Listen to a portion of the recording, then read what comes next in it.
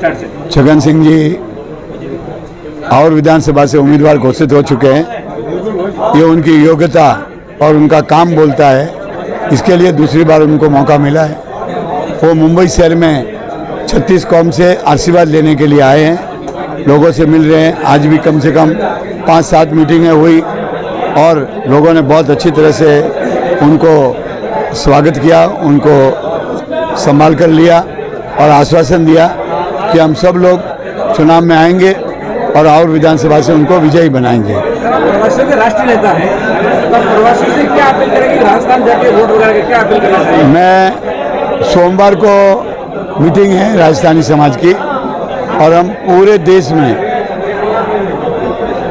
Appeal कर रहे हैं, चलो राजस्थान। और वो चलो राजस्थान के माध्यम से लाखों लोगों को, तो हम चलो राजस्थान का बहुत बड़ा आगोश पूरे देश में करने वाले।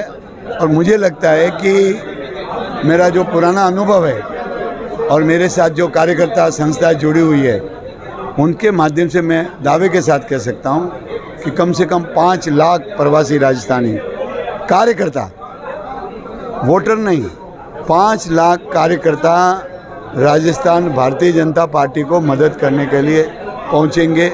ये मैं विश्वास के साथ कहना चाहता हूँ।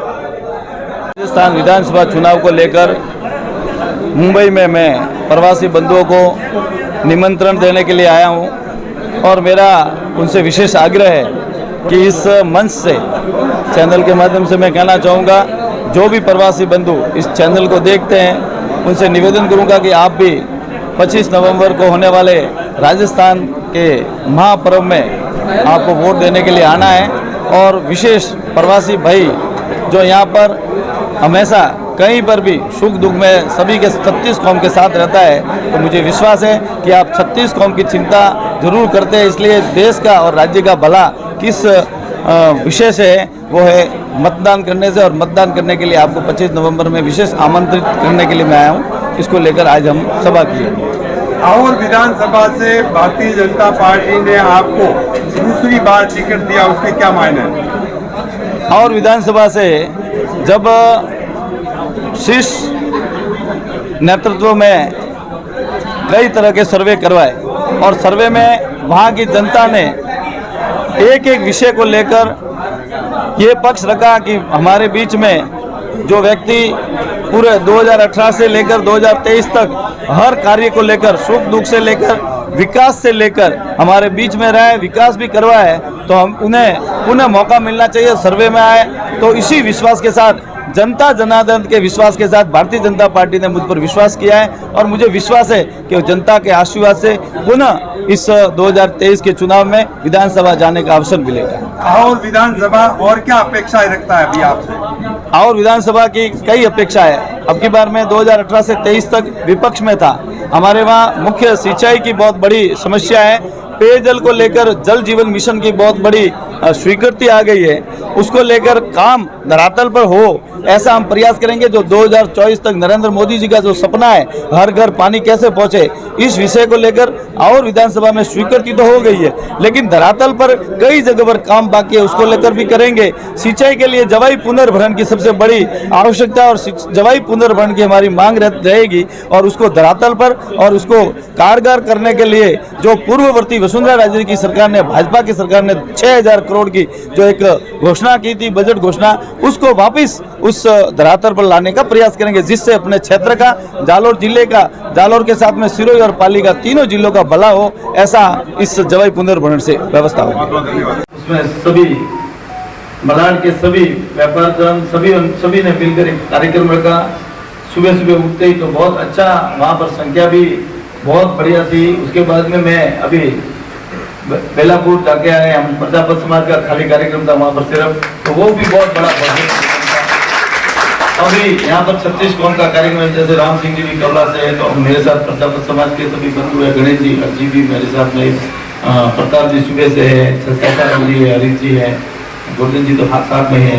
ये अपने सभी समाज के बंधु जिन्होंने मिलकर इस आज के पूरे दिन में, जो बिना कह सकते कि इस मैंने अक्षमादी कार्यक्रम बनाया था कि पूनम का कार्यक्रम है, तो हम इसमें आ जाते तो सभी समाज के बंधु छत्तीसगढ़ से मिलना हो जाएगा। मेरा तो आपको सिर्फ इतना ही आग्रह है, इतना ही निवेदन है कि जिस प्रकार से आप भारतीय जनता पार्टी के लिए, क्योंकि हम लोग प्रवासी बंधु भी, प्रताप जी और शेषाराम जी कहते हैं कि हम प्रवासी बंधु अगर कोई राजस्थान छोड़ दिया, राजस्थान छोड़ के अगर किसी प्रदेश में आ गया है तो वो भारतीय जनता पार्टी का हो जाता है। भले वहां किसी पार्टी में था, लेकिन जब राजस्थान छोड़ दिया फिर यहाँ आ जाते हैं तो वो भारतीय जनता पार्टी का और इतना मजबूत कार्यकर्ता बन जाता है कि उसके सामने कोई भी अगर कैसा भी कोई दूसरी पार्टी का आदमी आता तो उसको पूरे जवाब के साथ में, तर्क वितर्क के साथ में जवाब देकर उसको पस्त करने का काम प्रवासी बंधु करते हैं। मैं आपसे निवेदन इतना ही करता हूं कि आप सभी उस राजस्थान के एक महापर्व में, दीपावली का त्योहार है, पूरे भारतवर्ष का महापर्व है, आप सभी बढ़ चढ़कर, व्यापार का भी समय होता है, बढ़ चढ़कर व्यापार कीजिए, खूब सारा काम करिए, लेकिन दीपावली के बाद में अपने मन से इस राज्य पर्व में भी आपको सभी को बताना, मैं इतना निवेदन करने आया हूं। इसलिए निवेदन करने आया हूं कि आपके बिना, प्रवासियों के बिना, मैं विशेषकर कहूंगा कि हमारा जोधपुर संभाग तो सुना है, और जोधपुर संभाग इसलिए सुना है कि भारतीय जनता पार्टी के जितने भी वोटर हैं वो सब प्रवासी हैं, और ये प्रवासी अगर वहां नहीं आएंगे और हम सिर्फ और सिर्फ सोशल मीडिया पर और हम हमेशा आम सभा में जहां कहीं भी होता है तो हम चर्चा करते हैं कि हम भारतीय जनता पार्टी, नरेंद्र मोदी, राष्ट्रवाद, सनातन धर्म, हम सब चर्चा करते हैं, लेकिन जब परीक्षा का टाइम आता है, एग्जाम देने का टाइम आया और बच्चा एग्जाम में एब्सेंट रहे तो वो बच्चा क्या होगा? एब्सेंट रह गया, इसका मतलब पास तो होने की गुंजाइश ही नहीं है। तो ये हमारे परीक्षा का समय है। 5 वर्षों में विधानसभा के चुनाव आते हैं, 5 वर्षों में लोकसभा के चुनाव आते हैं, ये इतने बड़े पर्व है। अगर इस पर्वों में, इस त्योहार में भाग नहीं लिया तो हम जिस प्रकार से रात दिन मोदी जी की चर्चा करते हैं, रात दिन हम देश की बात करते हैं, रात दिन हम देश के मजबूती की बात करते हैं, उसके साथ कहीं न कहीं जिस मौका मिलता है और हम उसका उपयोग नहीं करते तो हम उसके साथ अन्याय करते हैं।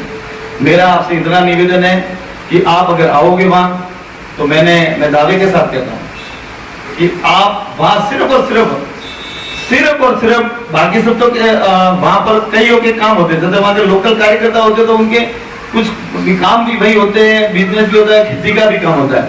आप वहां आओगे तो सिर्फ यही काम होगा कि आपको वोट कैसे लाना है, वोट की चिंता कैसे करनी है, किस जाति के साथ में जाकर आपके संबंध बनाने हैं, आपने किसी को अपने गांव में कहीं किसी की जगह आपने कई तरह से उनकी मदद की हो, भले हॉस्पिटल के लिए मदद की हो, आपने शादी में मदद की हो, उनको जाकर अगर कहेंगे अब की बार एक बात तो मेरी बात मान लेना, क्योंकि एक वोट अगर हम दूसरी अन्य विचारधारा का वोट दिलवाते हैं तो वो 2 काउंट होता है, और अगर 10 वोट आपने दिलवा दिए और 10 बूथ पर अगर आपने 10 दिलवा दिए तो 2500 वोट हो जाएंगे और 5000 सीधे डबल हो जाएंगे। और 5000 वोट विधानसभा चुनाव में 5000 वोट अगर तब्दील होते तो बहुत बड़ा अंतर हो जाता है। आज की स्थिति में 5000 वोट बहुत ज्यादा हो जाते हैं। तो मैं आप सभी से निवेदन करूंगा, जो आपकी शक्ति है, आप में खूब सारी शक्ति है, आप में बुद्धि लब्धि भी बहुत है, क्योंकि यहाँ आकर प्रवास में आकर भी आप अपना व्यापार जगत में आप फूलते हैं, यहाँ पर राजनीतिक क्षेत्र में भी आप काम करते हैं, यहाँ से 36 कौम में आपके यहाँ के जो लोकल है उनसे भी संबंध बनाते हैं, उसकी वजह से अपने नेता भी यहाँ आकर बनते हैं। तो कई हमारे अंदर बहुत सारी योग्यता है, और ये योग्यता मैं चाहूंगा कि पुनः जिस प्रकार से 2018 में, और आप हमेशा करते हैं, पुनः आप 2018 में आकर जो मदद की थी वही 2023 में आकर पुनः मदद करें। और मैं विश्वास दिलाता हूं कि भारतीय जनता पार्टी की सरकार बन गई, इसमें कोई डर नहीं।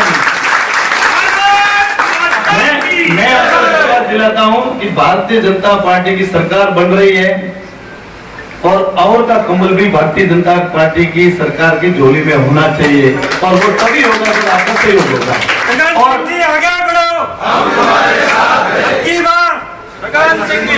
और ये तभी हो सकता है जब आप वहां आओगे। और मैं ये इस बात को इसलिए कहना चाहूंगा कि हम जिस 2024 के चुनाव को लेकर चिंता कर रहे हैं कि नरेंद्र मोदी जी प्रधानमंत्री बनने चाहिए। सबकी चिंता है कि मोदी जी प्रधानमंत्री बनेंगे, हमारे कई बिल एक्ट जो लाने हैं उनको वापस लाएंगे। और राजस्थान की तरह अब की बार जैसे हमारी सरकार नहीं थी तो 10 राज्यसभा सांसद है राजस्थान में, कितने हैं? 10 है। तो 2013 से 18 तक 10 थे और 18 से 23 तक अब 4 ही बचे हैं। और अगर वापस कोई सरकार नहीं आई तो वो 0 हो जाएंगे, क्योंकि चुनाव होते ही जिसकी सरकार होती है उनके खाते में आ जाते हैं।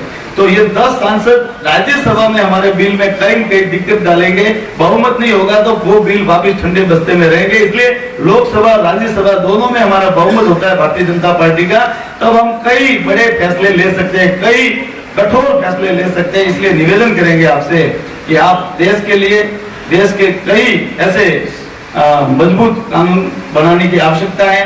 देश में एक कानून, एक चुनाव की जैसी व्यवस्था भी करनी है। तो इस प्रकार से लेकर हम अगर आगे बढ़ना चाहते हैं राज्य के लिए, 5 वर्षों तक आपने कई बार कई व्यवस्था को लेकर, तो भ्रष्टाचार को लेकर आप हर गांव में देखोगे, हर तहसील में देखोगे और विधानसभा में देखोगे तो पूरे राजस्थान में भ्रष्टाचार चरम पर है। मैं लंबा भाषण नहीं दूंगा, आप सभी समझदार हैं।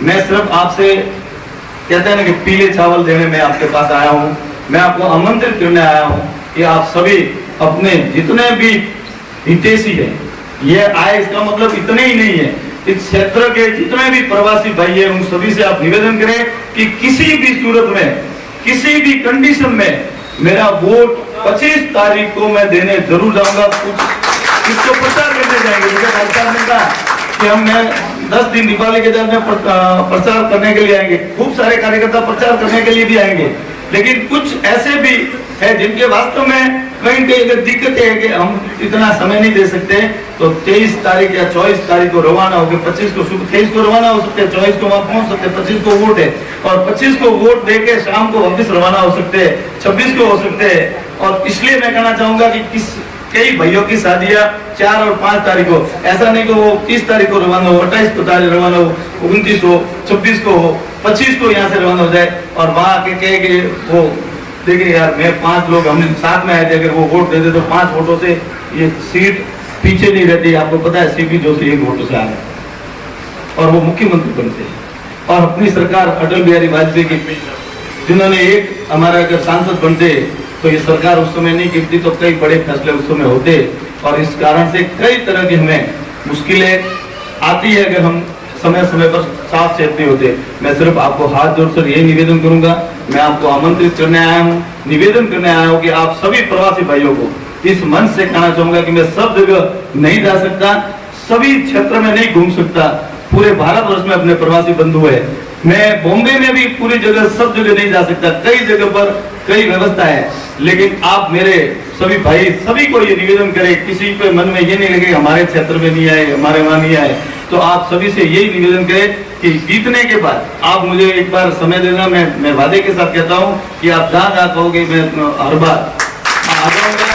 आप मुझे बताओ जिस क्षेत्र के लिए आप कहोगे वो मैं समय दे दूंगा, ये वादा करता हूँ। कोरोना की महामारी में जिस प्रकार से आपके सबसे ज्यादा तकलीफ प्रवासी भाइयों को आई थी, मैंने उस समय भी पास से लेकर मैंने जो व्यवस्था से लेकर सब प्रयास किए थे, उस समय भी मैंने कोई कमी नहीं छोड़ी। 2 साल तक हो सकता है कहीं हमारे कम्युनिकेशन गैप इसलिए रहा कि आप भी उस समय बिजनेस में बहुत ज्यादा कहीं की परेशानियां से उस कोरोना के काल में थे। इसलिए पुनः एक नई जागृति के साथ, नई उत्साह के साथ प्रवासी भाइयों से निवेदन करूंगा कि आप सभी वहां पधारें, ऐसा मैं आग्रह निवेदन करता हूँ। यही आपसे मेरी आशा है। जय हिंद, भारत माता की जय। इस पावन और पुण्य भूमि पर आहोर के जो लोकप्रिय प्रत्याशी है श्री छगन जी का बहुत बहुत अभिनंदन है, बहुत बहुत स्वागत है। तो चुनावी सभा है और छत्रपति शिवाजी महाराज हमेशा कहते थे कि मेरे पास यदि खाली 30 या 40 निष्ठावान मावले होंगे ना तो मैं पूरे भारतवर्ष में हिंदवी स्वराज ला दूंगा। तो हम जितने भी लोग यहां बैठे हैं, मुझे आज से 5 साल पहले जब छगन जी को टिकट मिला था उस समय भी बोलने का अवसर मिला था। जब ये महाराणा प्रताप हॉल में पधारे थे उस समय उनको नया नया टिकट मिला था, लेकिन 5 साल के बाद अभी ये भी राजनीति के पूरी तरह से पैंतरेबाजी कहिए या पूरी तरह से गड़ गए। तो अभी ज्यादा ऐसा कुछ नहीं है कि चुनाव कैसे जीता जाएगा, चुनाव के लिए क्या होगा। और वैसे भी आहोर की जो जनता है उसका ये सौभाग्य है कि छगन जी जैसे निर्मल और सरल व्यक्तित्व वाले व्यक्ति को पार्टी ने दोबारा मौका दिया। जहां तक मुझे जानकारी है करीब 20 या 22 सालों से भारतीय जनता पार्टी ने कभी भी बीजेपी के प्रत्याशी को रिपीट नहीं किया है, लेकिन छगन जी को दोबारा टिकट देकर भारतीय जनता पार्टी ने उन पर विश्वास तो जताया ही है, साथ में 5 वर्षों के जो भी काम उन्होंने किया है उन पर पार्टी ने और संगठन ने मुहर लगाई है। आने वाला जो चुनाव है, अक्सर छगन जी भी सबको कहते हैं कि टिकट कैसे मिली, कैसे मिलती है, उसकी एक अलग अलग भूमिका हो सकती है, लेकिन मैं बड़े ही प्रामाणिकता के साथ कहता हूं कि चुनाव कभी भी किसी एक जाति के बदौलत न तो जीता जाता है, न जीतने की कभी संभावना होती है। चुनाव 36 कौम का जब तक समर्थन नहीं मिलता तब तक नहीं जीता जाता है। और ये छगन जी के लिए गौरव का विषय है कि जहां पे भी हम आज देखते हैं, हमारा समाज तो इनके साथ है ही, लेकिन आज आहोर की 36 कौम की जो भी जनता है वो निस्वार्थ रूप से इनका समर्थन भी कर रही है, इनका प्रचार भी कर रही है, इनका प्रचार भी कर रही है। हम सबके लिए गौरव का विषय है। इनकी जो स्वीकार्यता है, इन्होंने जो पिछला चुनाव है वो करीब 30,000 वोटों से जीता, और हाँ 30,000 31,000 वोटों से जीता। जो आहोर क्षेत्र में मुश्किल से भारतीय जनता पार्टी का जो भी कैंडिडेट था वो करीब 5,000 10,000 मैक्सिमम इतने वोटों से जीतते थे, लेकिन जनता ने और वापस 5 साल भारतीय जनता पार्टी की सरकार, उसमें भी एंटी इनकम्बेंसी, उस एंटी इनकम्बेंसी में 30,000 मतों से यदि ये जीतते हैं तो मुझे पूर्ण विश्वास है, और गुरु महाराज का यदि आशीर्वाद रहा तो अब की बार अर्धशतक से ये जीतेंगे।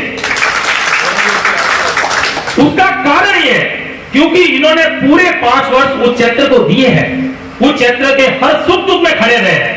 आप जिधर भी देखेंगे वो वहां पर विधायक नहीं, वो यही बोलते थे कि हमारे लिए तो ये सकनी भाया है। मेरा ये सौभाग्य था कि इनके जीतने के बाद इनके घर पर भी मैं गया।